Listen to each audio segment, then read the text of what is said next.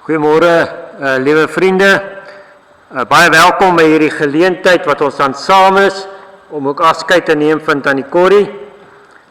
Kom ons begin die geleentheid saam ook in gebed. Onse Here en ons Hemelvader, U wat beskikker is oor lewe, die gewer van lewe deur die Gees. U het vir Tannie Corrie vir jare lewe gegee hier op aarde. En toe daardie lewe beëindig is, het U vir haar 'n lewe gegee nou, waar sy vir ewig in die teenwoordigheid kan rus. Waar sy die vrede en die wonderlike ervaring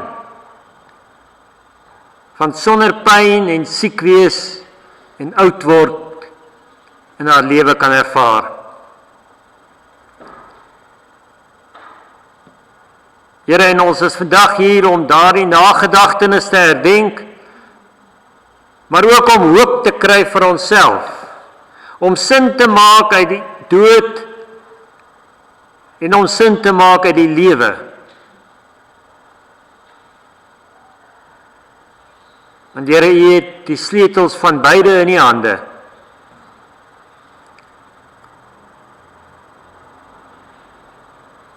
En U dra ons deur die lewe, deur die dood, tot ons by U kom. Mag ons vandag daardie troos vind as ons hier saam is. En mag ons gevoed word met die lewende brood, Jesus Christus. Amen. Ja, vriende, ons gaan die eerste lied sing wat op die blaadjie daar aangedui word. Net kyk, is die oorwinningslied, maar as vra dat julle vanaf die skerm sal sing, die woorde en die musiek. Die musiek sal kom en die woorde sal alles op die skerm wees, asseblief.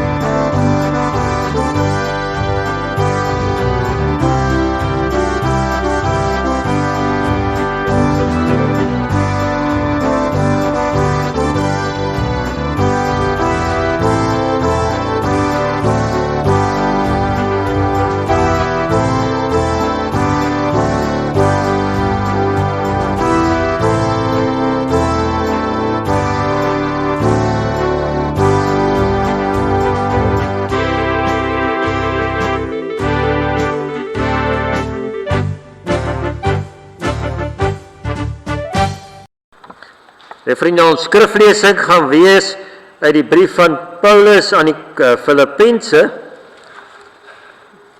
en ons gaan lees daar uit Filippense 1, gaan ons 'n klompie verse saam lees.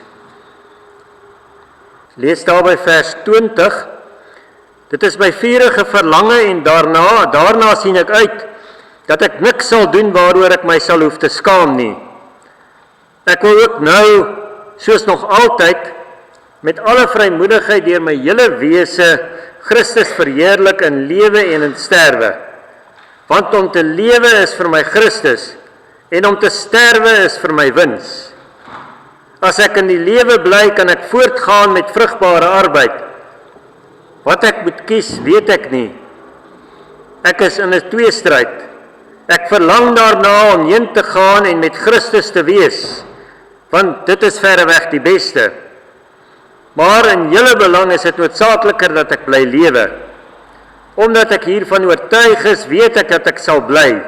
Ja, vir julle almal behoue sal bly, sodat julle kan toeneem in geloof en blydskap in julle geloof kan hê. As ek weer by julle kom, sal julle oorvloedige rede hê om Christus Jesus oor my te prys. Ons lees net tot daar.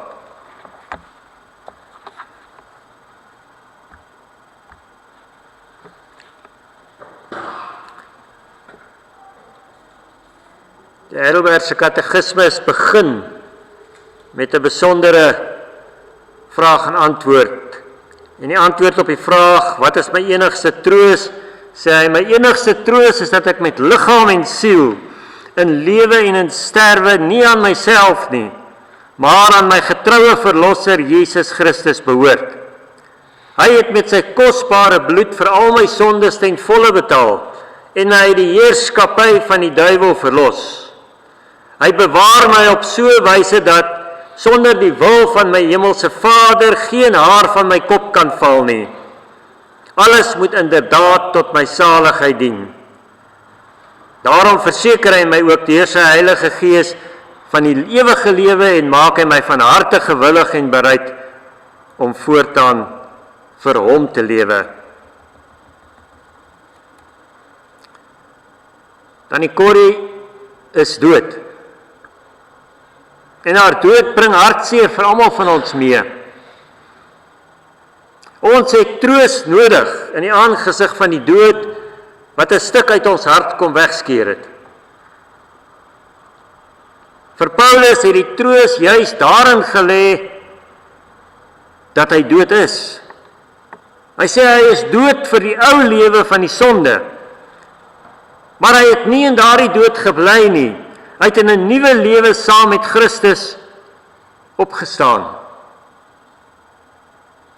Vir Paulus is dit dus nie meer 'n saak van lewe of dood in hierdie lewe nie. Die stryd is irrelevant. Of hy by Jesus in die hemel is en of hy hier in hierdie lewe besig is om ander mense van Jesus te leer, maak vir Paulus nie saak nie.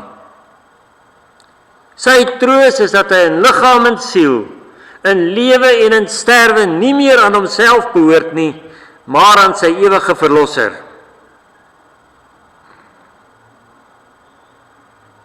Jesus Christus. Sy lewe is verborge en gewaarborg in die bloed van Jesus.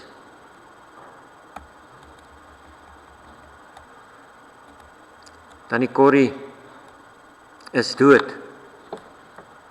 Maar dan, sy het eintlik lankal gesterf. Sy het baie jare gelede in Christus haar ou lewe afgesterf en het sy saam met Christus in 'n nuwe lewe opgestaan.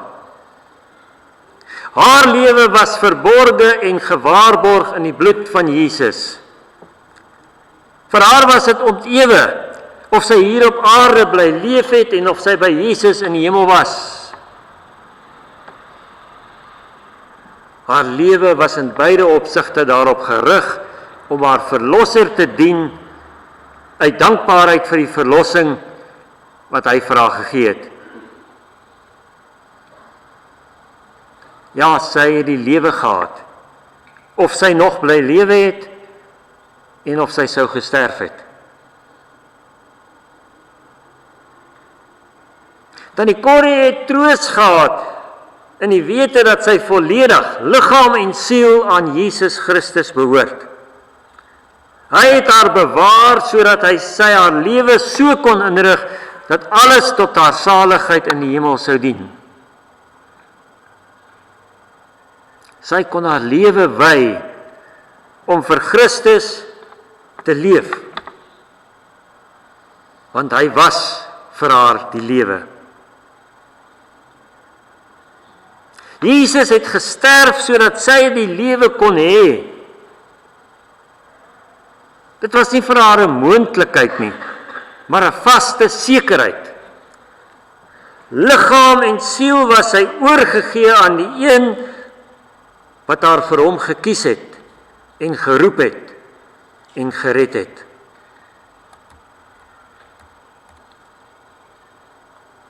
Ons troostlewe vriende, lê dus nie altyd in die genesing van enige siekte of die omkeer van ons gewone verouderingsproses nie. Ons troos lê nie aan hierdie kant of aan die ander kant van die graf nie. Dit lê nie in sukses of mislukking nie. Ons troos lê in Jesus Christus alleen, in sy verlossing van ons. Wie sekerheid het oor die verlossing van Jesus, sê Paulus in hierdie gedeelte, het alles wat hy of sy mag nodig het vir hulle lewens, hier of aan die ander kant van die graf.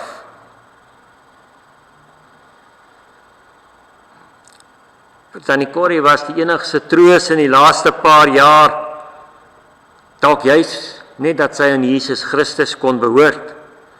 Want sien, as gevolg van die COVID lockdown, moes sy en ander mense daar in die eenheid hulle dae in eensaamheid deurbring. Hulle kon geen besoekers ontvang nie. Sy sê waarskynlik, wat gee om net een van julle te kon vasdruk in hierdie tyd? Maar die warmte van aanraking was deur 'n virus verhoed wat die hele wêreld op sy kop gekeer het. Maar Tannie Corrie het steeds vir Jesus gehad. Sy kon na hom toe draai as die eensaamheid te veel raak. En selfs in die laaste maande kon sy rus en vrede beleef in die wete dat Jesus ook in haar onaangename situasie vir haar die lewe was. Hy was by haar, het meestal haar geselskap geword, waar sy asof in 'n tronk toegesluit was. Hier het sy net vir Jesus gehad, maar hier kon sy ook vind dat Jesus al was wat sy nodig gehad het. Sy genade was genoeg om haar deur elke dag te dra in hierdie onnatuurlike afsluiting van haar aardse lewe.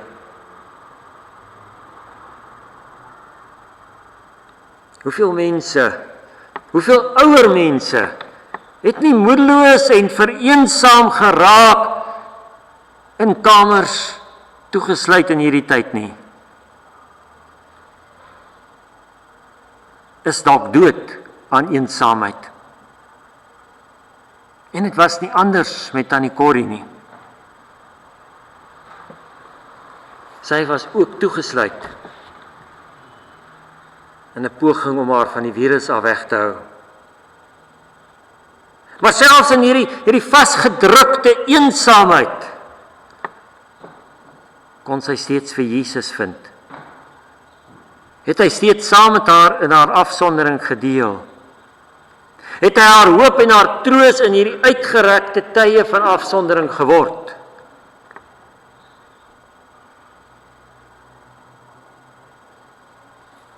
En hierdie troos was nie beperk tot hierdie lewe nie.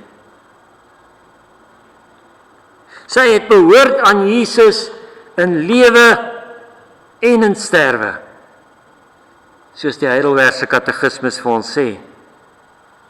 Omdat sy aan Jesus vasgehou het deur alles heen, het sy ook aan hom behoort in haar aardse sterwe in. Daarom was haar aardse sterwe nie 'n leë einde nie, maar slegs die deurgang van hierdie lewe na die nuwe lewe by Christus. Hy het haar deur die donker duisternis van die dood gedra en in 'n nuwe lewe by hom laat opstaan, sodat sy nou kan leef in die vreugde van Christus se ewige heerlikheid. Hy het haar lewe hier op aarde goed laat afloop. Sy kon terugkyk oor 'n lewe waarin sy 'n blywende verskil in duisende mense se lewens gemaak het. Van haar man en kinders en kleinkinders, tot by haar werk in die kerk, tot by die pasiënte waarmee sy in hospitale en spreekkamers van dokters gewerk het vir soveel jare. Sy het, soos Paulus, oral spore daar gelaat, waarin mense, waarin julle as familie en vriende, en ook haar gewese pasiënte, kan natrap. En die spore wat sy gelos het, was die spore wat sy reeds vroeg in haar lewe leer ken het. My enigste troos is dat ek met liggaam en siel, in lewe en in sterwe, nie aan myself nie, maar aan my getroue verlosser, Jesus Christus, behoort. Om te lewe vir Christus is die hoogste deug. Dit is die lewe in navolging van Jesus Christus in sy voetspore.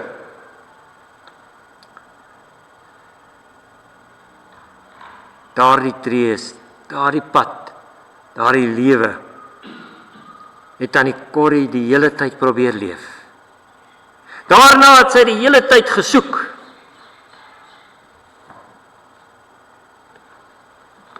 As ons vandag hier uitgaan, kan ons goed doen om haar Here na te volg. Dan sal ons ook, soos sy, spore vir ons nageslag kan los, waarin hulle ons graag sal wil natrap.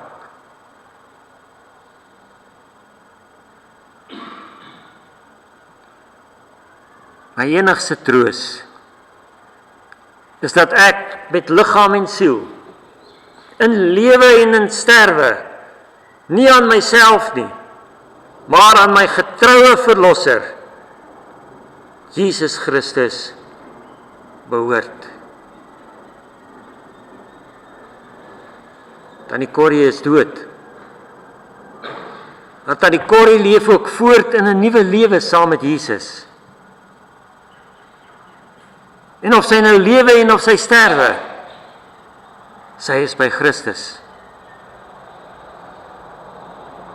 Geen groter troos vir ons of vir haar om te hê nie. Amen. Kom ons bid saam. Here, wanneer ons by 'n begrafnis is, het ons altyd troos nodig.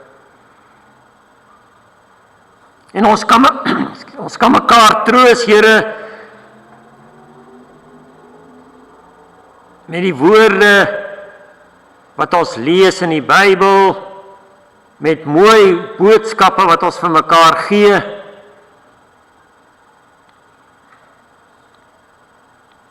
Met pragtige en soms lastige klisjées. Ons kan mekaar troos deur net daar te wees vir mekaar sonder om 'n woord te sê.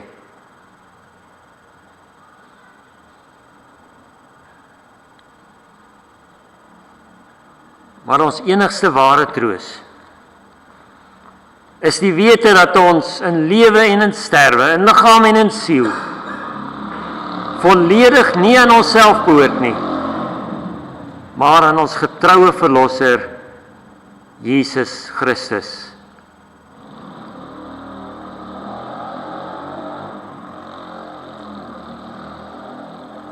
Here, mag ons vashou aan hierdie troos. Ook as ons vanoggend hier uitstap, mag ons die spore sien en voel wat aan die Corrie geloop het, agter hierdie troos aan. En dan onsself bevind dat ons in haar spore natrap. Omdat ons ook net een troos het in lewe en in sterwe. En dis om aan Jesus Christus te behoort. Laat dit ons dra, wanneer ons vanoggend hier uitgaan. Amen. Ja, vriende, ons gaan nou die tweede lied op die blaadjie sing, dis die Onse Vader, en daarna sal ons voortgaan met die diens.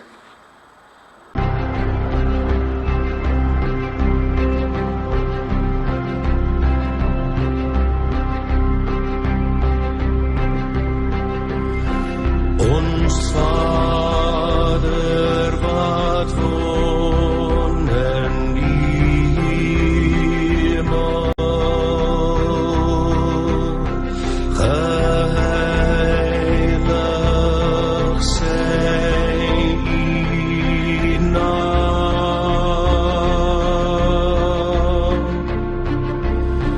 Laat die ryk kom, U wil geskied, soos in die hemel, so ook op die aarde.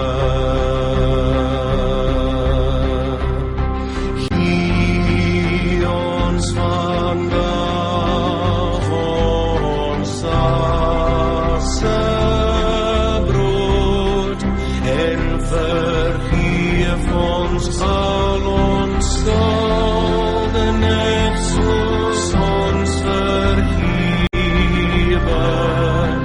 die wat teen ons sonde.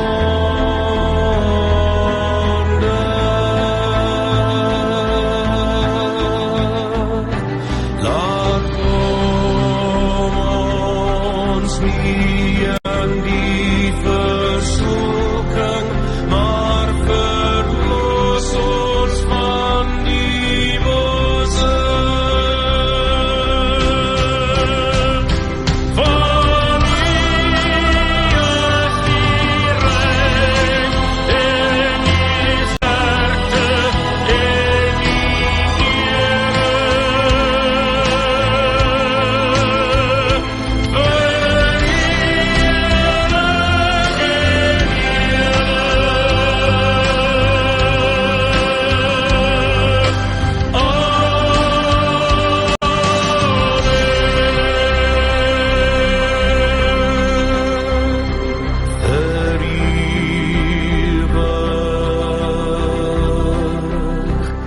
en die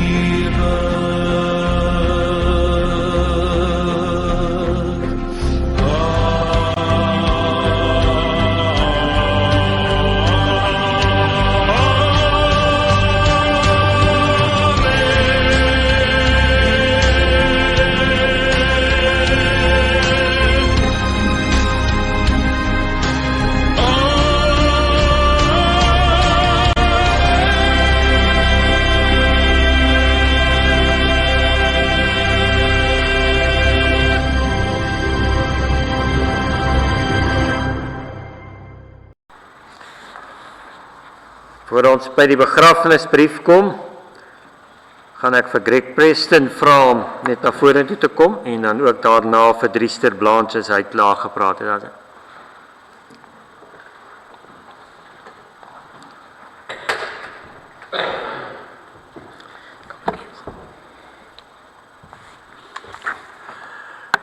People, thank you for being here. Thank you for honoring one of the kindest and most gentle people I've ever met. I'm very emotional today, as you can probably hear. But I have so many good memories of Corrie. I remember her being such a loving, welcoming host, such an honest, decent person. I remember the very first time Margaret and John were going out, and I came to visit at their home here in Brakpan. And Corrie must have spent 20 minutes with me, telling me who the various people were, who fitted in the family, just made sure that I wasn't at a loss within the family. And that was just so typical of her. I'm sure you can all relate to similar instances with her, where she just did her best to make sure that we were all part of her life and part of what was special to her. I remember her love for Cox, for her children, Isabel, William, John. She loved you more than life itself, and she would talk of you with such pride and such joy. It really was something incredibly special.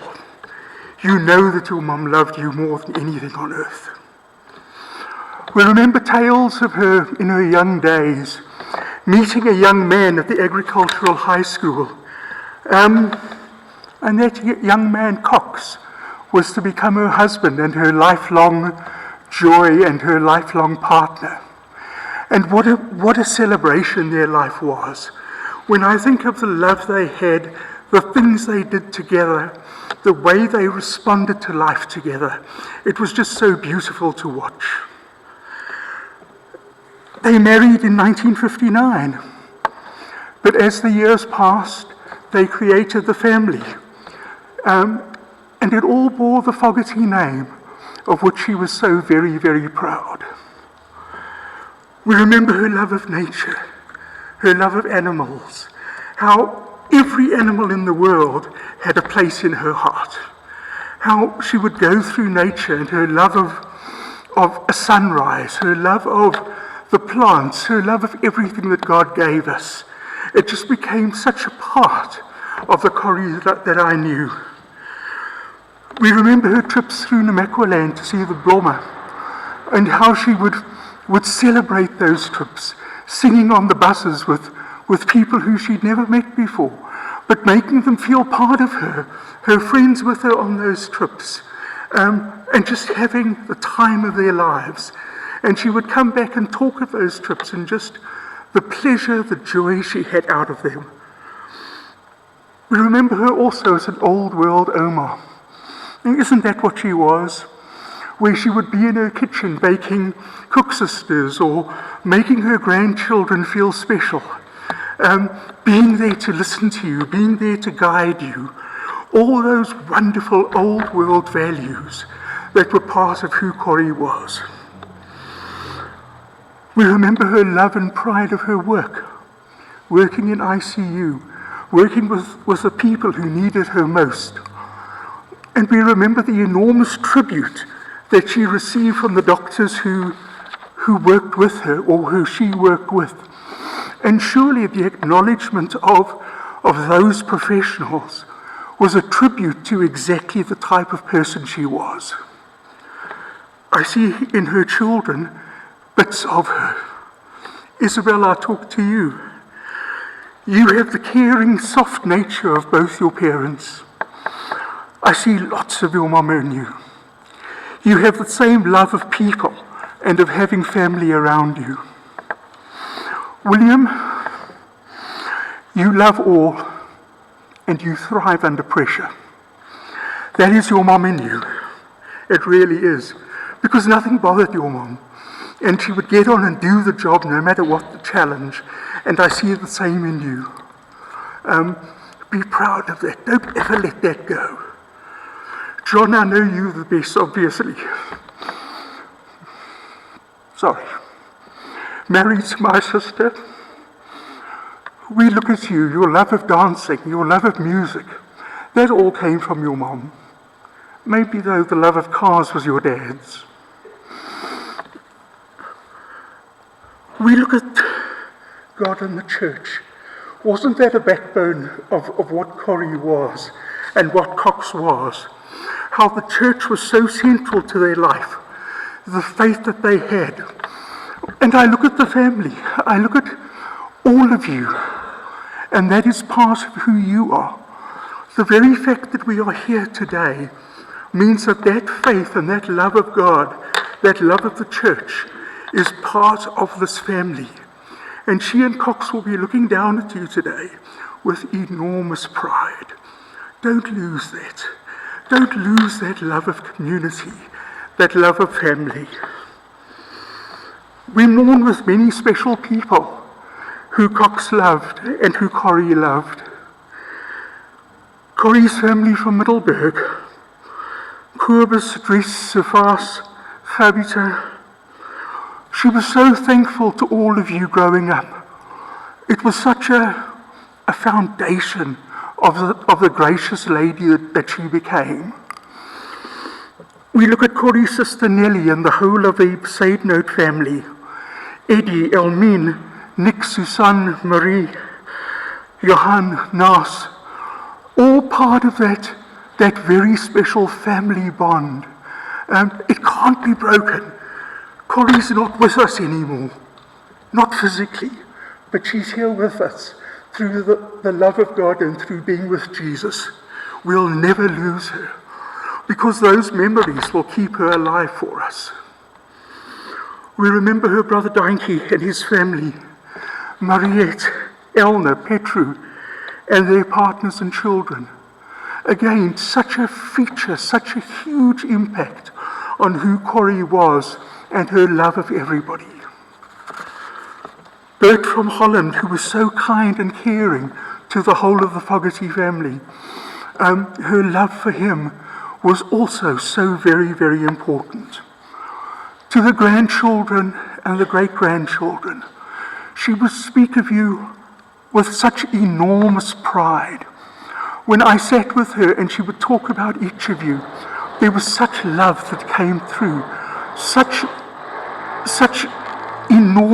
enormous pride in the things that you did and what you got right and how you lived your lives. It really was such a tribute to her to see the successes that each of you achieved. I remember also her love of God and her love of the Bible. And I remember an occasion where Cox was talking to me about their belief and just how strong their faith was and what a cornerstone it was. And I remember Cox talking to me, also New Testament verses, about the Sermon on the Mount. We remember that Jesus had been traveling through Galilee. He'd been preaching in the synagogues, he'd been preaching to the common man, and he was on the mountain outside of Galilee, and he gave us God's blessings. Let's go through a few of them. Blessed are the poor in spirit, for theirs is the kingdom of heaven. Wasn't that part of Corrie? That if I was down, if I was lacking, Corrie was there to uplift me, to make me feel better, to encourage me. And it was so much. You can all relate to what I'm saying, because she must have done it with you as well. Blessed are those poor in spirit. And Corrie was there. Corrie was like another messenger of God to comfort me in those times. Blessed are those who mourn. And we're all doing that today. But Jesus told us that we will be comforted. So we mourn for Corrie. We love her more than we can say. And that mourning is part of the blessings that Jesus gave from God to us in that Sermon on the Mount. Blessed are the meek, for they will inherit the earth. There was no boastfulness in our Corrie. There was no saying, I'm better than you, I'm better than anybody else. Corrie was a true child of God, and hers is certainly the kingdom of heaven. Blessed are those who hunger and thirst for righteousness. And she did. She loved her God. She loved her place on this planet, believing in God, believing in the church, believing in the promise. For the promise is that those who hunger and thirst for righteousness will be satisfied. And as she sits today with God and with Jesus, she is satisfied. Blessed are the merciful, for they will be shown mercy. And of course God will show her mercy, because she was the kindest person I can ever remember. Always a place in her heart, a place in her being for everybody. Can you believe that God would not say, "Come to me, Corrie"? Blessed are the poor in heart, for they shall see God. We cannot argue that. She is with God today. There is no doubt in my mind of that. And blessed are the peacemakers. And wasn't she that? She hated it when people were in disagreement, when there was conflict, because it hurt her. And she was a peacemaker. So therefore she is among the sons and daughters of God. That is one of the blessings that Jesus gave us, a blessing from God, from the Sermon on the Mount. There are a lot of people I would like to thank today.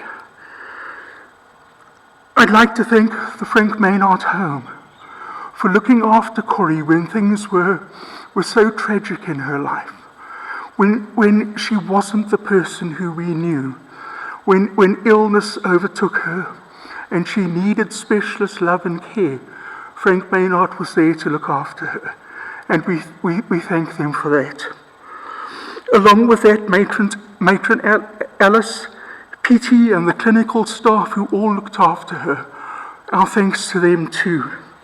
And also particularly those in the dementia and the Alzheimer's ward, because that was her tragedy, wasn't it? That she had to go through that in her last days.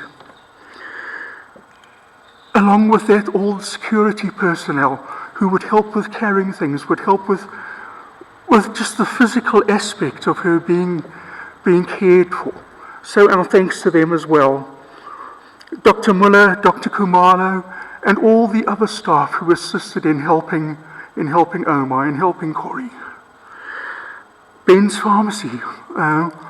I remember thanking them when Cox passed away, and I do the same again today, because they were just such a central part of the extended family and of their lives. IMS Engineering, who have provided the flowers today, we thank them for their generosity. Dove's Funeral Home for the care that they've provided on this very sad day.